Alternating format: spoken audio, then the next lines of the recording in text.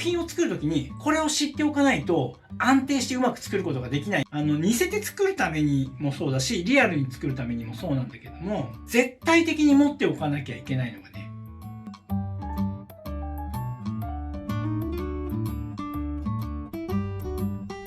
はい、お疲れ様です。西田前の北川です。今日もね、フェルト教室始めていきたいと思います。今回はね、作品を作るとき、猫だけじゃなくてね、犬の時もそうだし、ウサギでもどの動物でもそう。作品を作るときにこれを知っておかないと安定してうまく作ることができないよっていう話を前段にするのと、後半では3月からね、僕が始めるオンラインレッスン、北川さんの教室でやる中のこの記事トラレッスンのね、続きをね、ダイジェストで流したいなと思います。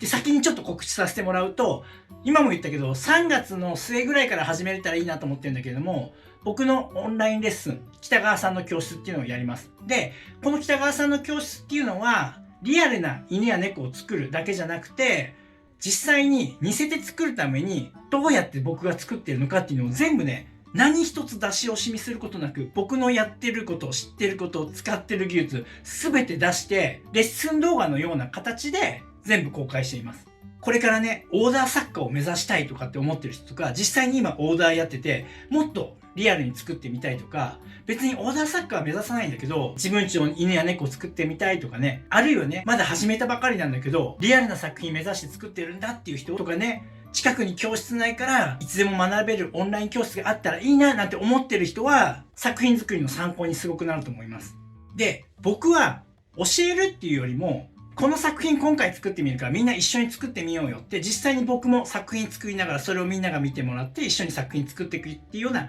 感じの動画で構成していこうかなと思ってます。はい。でね、顔だけじゃなくて、もちろん体の作り方のコツなんかだったりとか、あとね、僕も初めて挑戦することをやってみたりとか、いろんなことをね、みんなと一緒に画面を通してやっていけたらいいなって思っています。はい、そんなところです。じゃあね、本題に入っていきます。作品を作っていて、なんかね、出来上がったんだけど、いまいちちょっとしっくりこないとか、なんか違和感感じるなっていうことすごく多いと思うのね。似せて作るためにもそうだし、リアルに作るためにもそうなんだけども、絶対的に持っておかなきゃいけないのがね、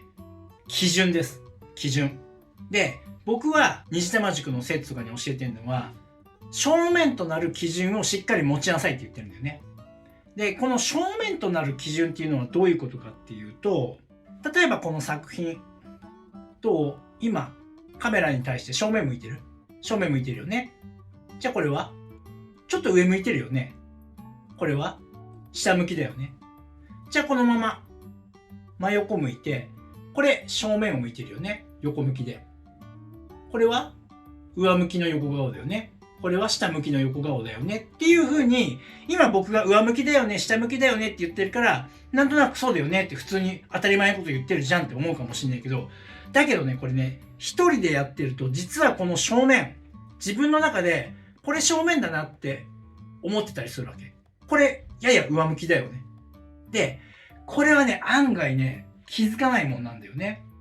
で、この気づかないことによって、どんな不具合が起きるかというと、特にベースを作っていくときに起きるんだけれども、例えばさ、横顔で今、これが正面を向いてる横顔なんだけど、これがね、自分の中の基準がこれ、正面を向いてる横顔だよねってなったら、これだけの角度の差があるのね。じゃあ、例えばこのマズル付近がこっちの方向に伸びてんだけど、これを作るときに、こう向いた状態で作っていくのと、こう向いた状態で作っていくのじゃ、全然積み上がっていくこう肉付けの方向が変わっていくじゃない。で、この基準が決まってないと、それが毎回いろんな場面で起きる。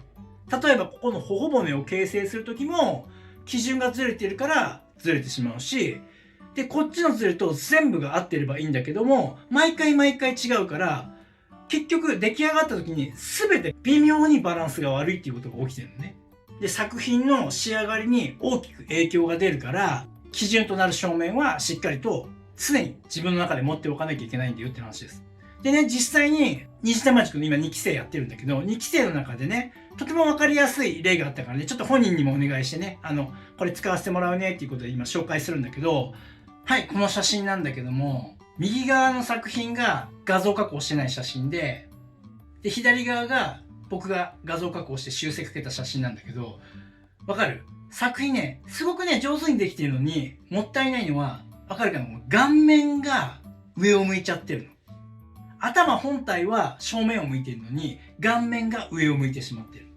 で、なおかつ、眼球も上を向いちゃってるの、さらにね。2段階でズレが起きちゃってる。で、これが、しっかりと前向いたら、この左の加工画像のようになるんだけども、だからすごく惜しいことが起きてるんだね。すごくいい作品なのに。この顔の正解は、これ。顔面、ここで今これは、ここから切り取って、角度を正面に変えて、あと眼球それぞれ切り取って、さらにまっすぐした状態。こうやって比べたら分かると思うけど、眼球は上を向いてしまってる、ガラス自体が。で、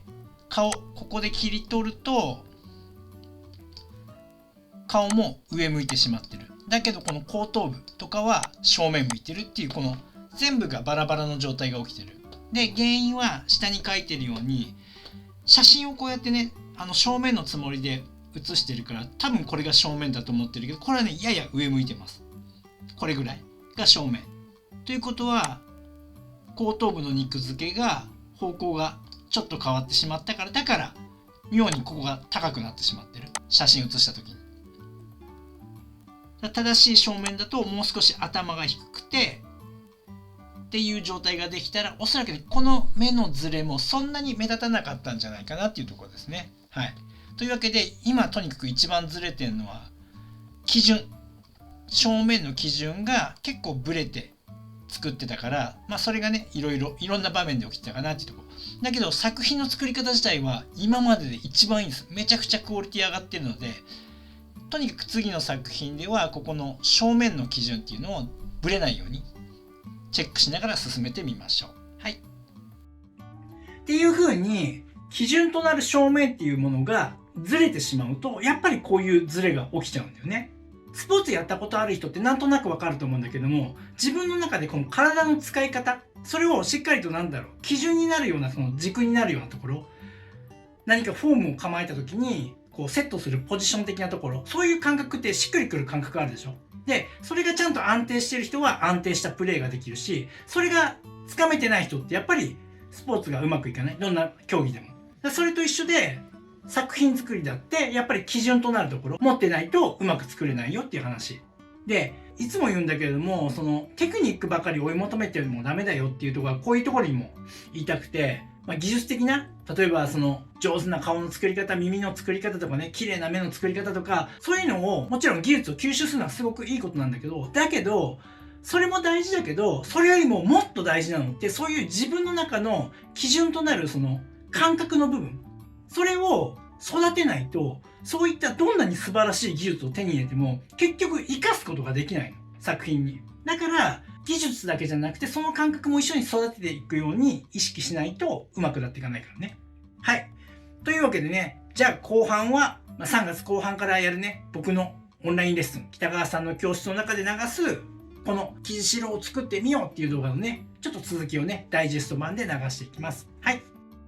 はい、それでは今回はね、生地白の耳を作っていきたいと思います。スコティッシュとか作るときに、折れ耳作るときに、ペラペラの薄っぺらい耳だと形作りにくいから、耳がひとまずこの段階までできたら、次は、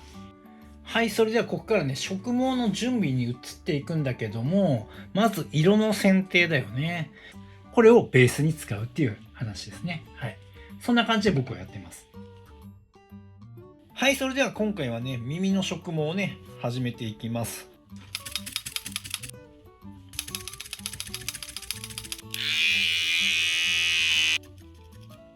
はい、こんな感じでね、耳2つ揃ったので、これからね、装着をしていきます。で、どっちの方向に伸びているのか。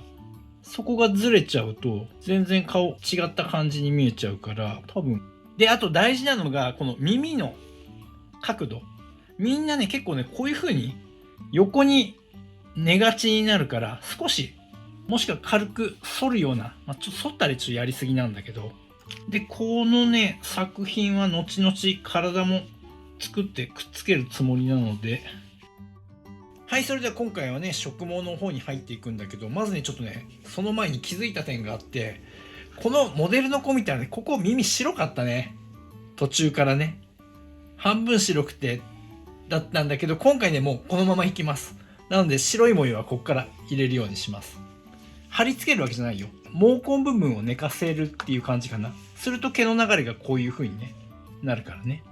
これぐらい入れたらカット。これね、もう少しカットして、上からまた細針とかでしっかり寝かしつけていくんだけど、すると、ここの段差はね、復活するので。はい、こんな感じでね、オンラインレッスンのね、動画の内容はね、進んでいきます。でね、ちょっと質問があったことをね、何点か回答しておくと、まず、例えば、今月この生地白を作ってみようみたいな感じの動画になっていくと思うんだけど、そういうのがいっぱいできていく予定なんだけれども、じゃあ過ぎたやつは見れないのかっていう話をすると、そんなことはなくて、教室に入ってくれてるときは、開放している動画は全て見れます。ただ、教室やめちゃったらもう一切見れなくなっちゃうんで、で、例えばこの生地白もそうだけど、最初は、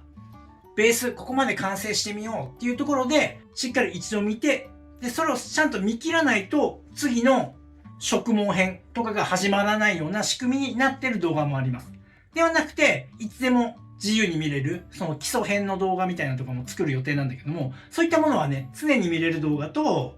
ちゃんと進んでいかないと順番通りに次の動画が配信されないよっていうのもあるので、そういうのがちょっと混在しています。で、いずれにせよ自分がやりたいものを選んで、進めていくっていうような感じになると思います。決済の話なんだけども、ちょっとね、まだ決済システムの方とこのサイトの方のリンクをまだしてなくて、